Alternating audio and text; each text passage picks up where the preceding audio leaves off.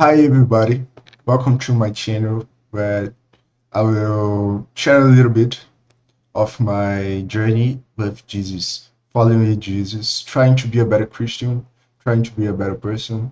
And I'm not here to talk to anyone like I knew something that people don't know, because I actually don't. I'm starting to learn. And today I will be talking about faith because it's a pretty interesting topic.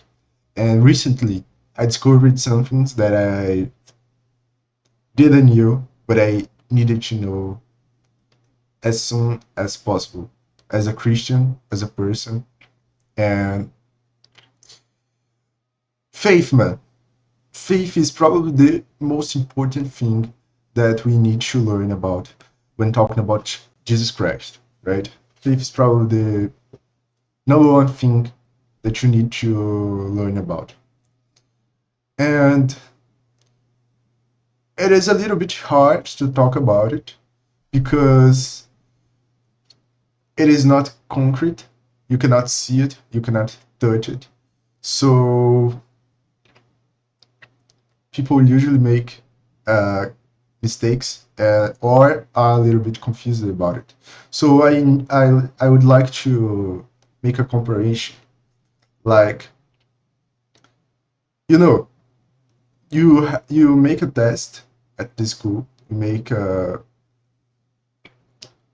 teacher gives you a test. You take the test, and you kind of know the answers, right? You think you know. It could be wrong. It could be right. You don't know. So you start to answer it, and as questions goes, and you come to the last question, you don't have idea how you did there, right? You kind of have an idea. So usually we tend to feel like we did better than we actually did. So sometimes when you kind of have the answers to the question, you can go home and think, oh, I think I took like an 9, 9 of 10 on the test. Oh, I think I will take 8. So you come to the class on the next day, the teacher give you the test and you take actually 3, right? That's because uh, you don't have the answers. You don't have. You just have a perception, and our perception is very weak, man. It's a thing that is kind of blind. Our perception tends to be a little bit subjective. We tend to want the best to us. So we tend to think that we are better than we actually are. We tend to think that we are doing better than we actually are. We are doing a lot more than we actually are, right? And that is what you see when people talk about what they do, what they are, what they, you know, people usually try to boost themselves up, talk better about themselves, talk themselves up. Right? It's a common thing, and it wouldn't be different with faith. So imagine how how much people how much people dismiss or think they have faith, think they have more faith than they actually have. People usually, man, think they have like a ton of faith when they don't have even a kilo of faith, when they have don't have a pound of faith, right? So this is what I want to talk about it here. And lately,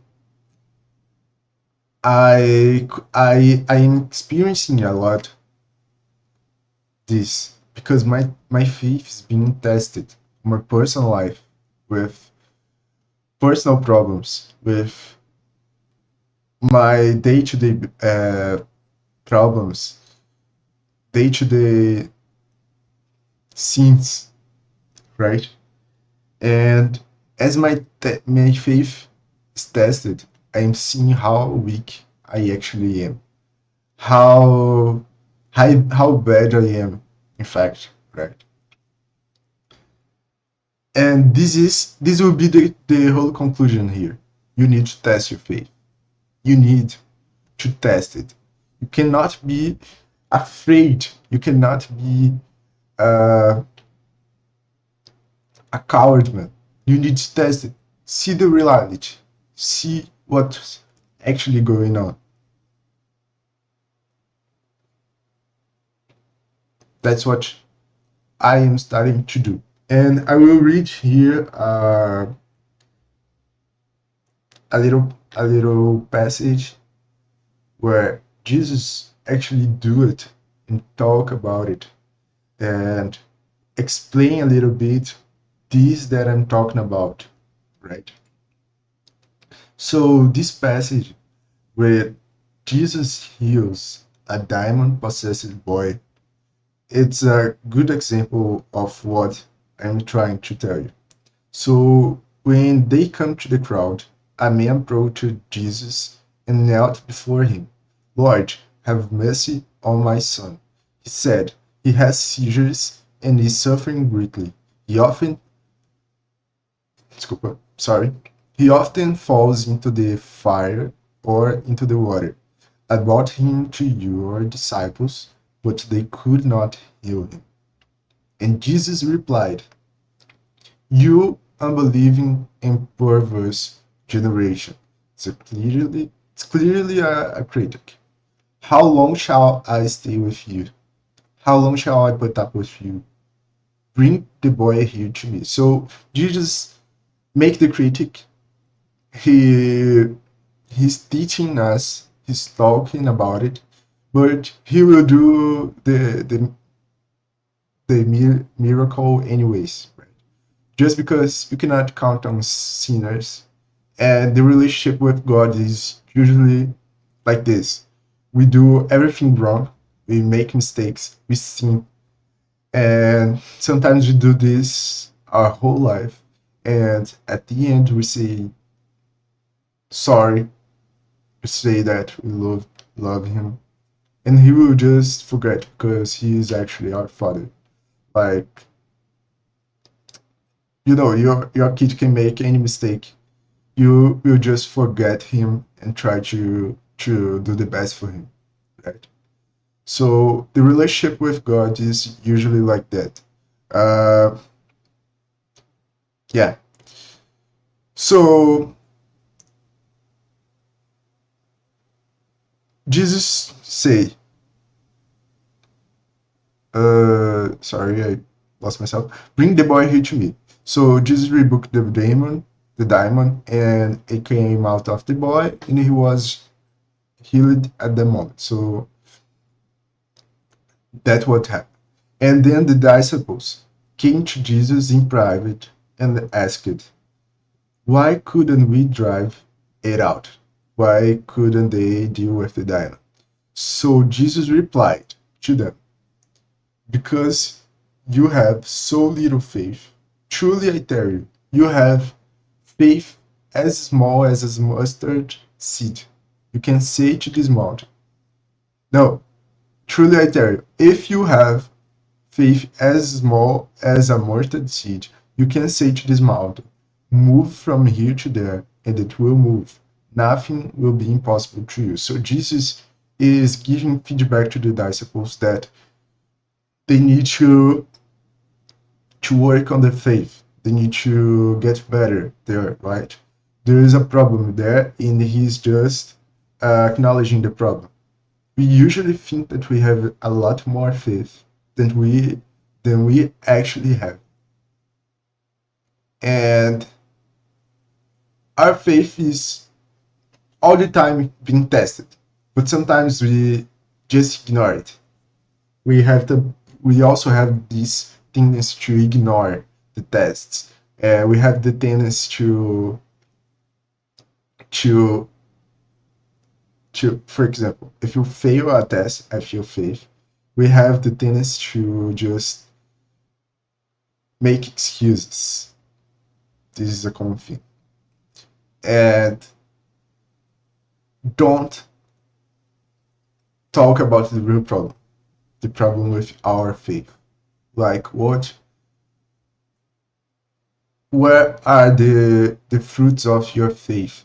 What are you producing? What are the results? What it is put into the world? Where's your faith, man? What your faith is doing? Like see Jesus, for example. See how much he did. So he usually says that we as Christians, we have a saying that comes from the Bible, I think, that you can know what the tree is from its fruits, right? What it is putting out at the world. So yeah, what's the fruits of your faith? Like, besides of needing to test it, you need to see what it is producing. So you will see if you have actually faith or you have no faith, right? This is the thing I'm trying to do uh, more and more in my personal life with my tests, with the things that are showing up to me on my relationship, on my productivity life. Like, why am I that much uh, weak? Why am I not doing what I'm supposed to do? Why, I don't know why I look to other girls when I have a relationship, right?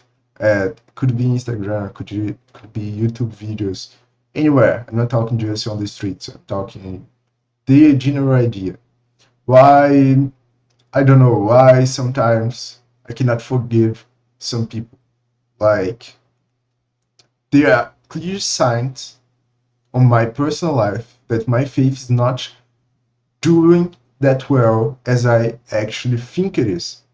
But I have the tendency to make excuses, and I will not do it anymore. I will take it. I will take it as it is and solve the problem. I will let my brain solve the problem. I will.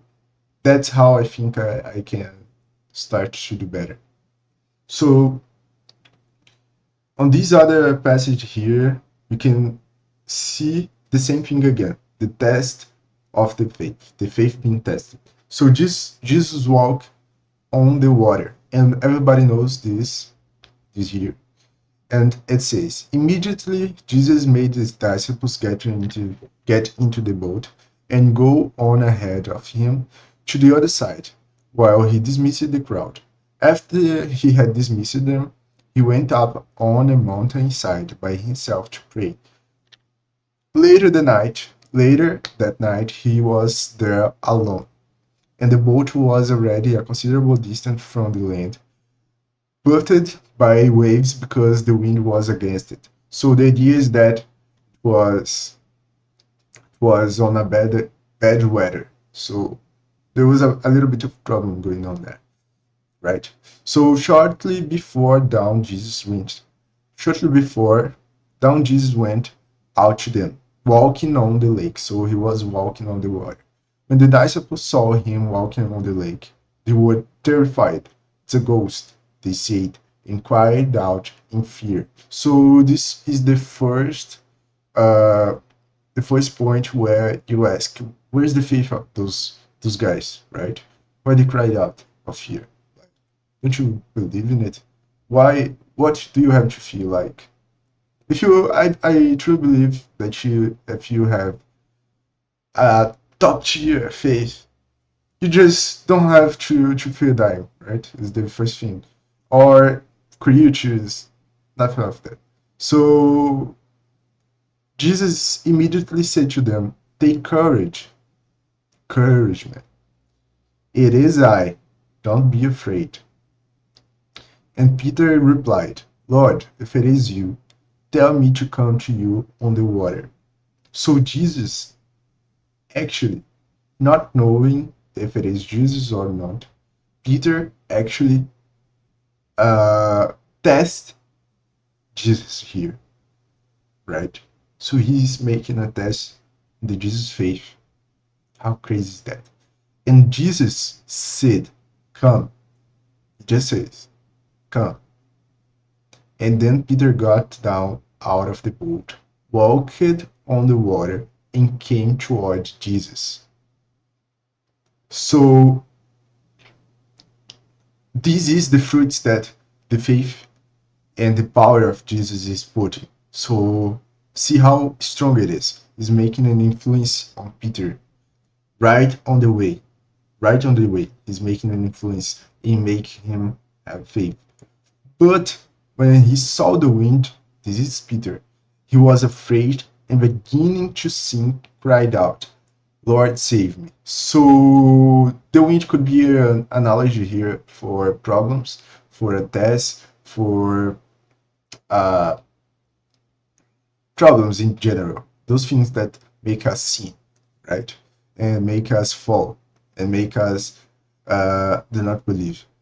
And I will make here a commentary, a positive commentary about Peter, because at least Peter asked for help from Jesus.